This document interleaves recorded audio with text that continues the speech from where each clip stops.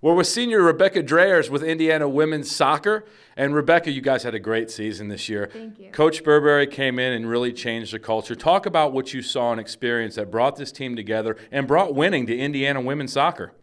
So our coaches came in and created a whole new culture. They are young and they have a great dynamic between the three coaches. So I think that they're always on the same page, and so that helps us.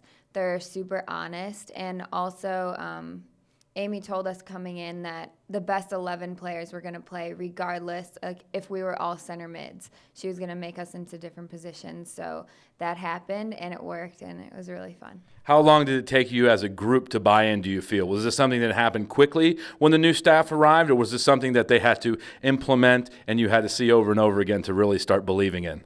Yeah, I actually think it was immediate.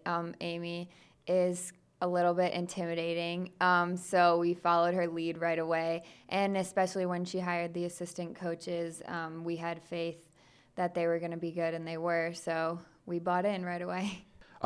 Heading into next season, after having the year you had last year, do you fall back on that culture, or do you have to keep it going? Talk about the dynamic of your team coming back.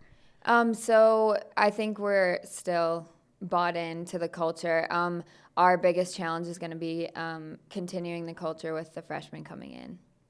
Here we are with Indiana University women's soccer coach Amy Berbary. After one season, one of the best seasons ever in Indiana women's history. Coach, you came into a situation, that's why they brought you in here. Things needed to be changed, cultures needed to be changed. How did you go about that in your first year, and why do you think these kids bought into your system and your style? Well, when I first got here, we talked about the success that they have not had and how are we going to get there. I mean, we talked about fitness and learning how to defend as a team. Talked about bringing everybody together. It's not the coaches, it's not just the players. So I think incorporating everyone together, really in coming up with our goals, clear attainable goals, measurable goals was the biggest thing. And we kept that consistent throughout the year. And it was everybody that did it. Speaking of changing the culture, who was the most important people when you got here to first buy into that new system?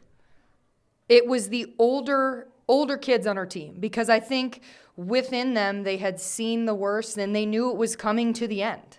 None of the kids on the team had been in postseason play, conference tournament, or NCAA tournament, and I had been there the last 5 years in a row, and I said it's pretty fun to get there, and that's what you play college soccer for. So that was our immediate goals, was first to get to the Big Ten tournament, then hopefully as we progress on to get to the big dance of the 64 teams. And you did that, which was fantastic. And when you change this culture and you try to get people to buy into it, did you find any resistance? Nobody likes change is the old saying. How did you get past that hurdle of putting this team together and eventually making it to the big dance? I think the winning obviously helped at the beginning of the season. You know, there were some points where we could have said anything and they would have done it. So that certainly helped. But I think having the clear vision and having something to follow. This generation of kids, I find that it's not as easy as it used to be, where your coach tells you to do something and they say, okay. They want to know why. And there was never any question on why we were doing what we were doing. And I think as we evolved through the season, because we certainly had some ups and downs, but 4 come from behind wins, they started to learn what it takes. They changed everything from the way they eat to sleep to the way they treat their academics, the way they represent themselves in the community. So all of that came together, and we started to regain some fans.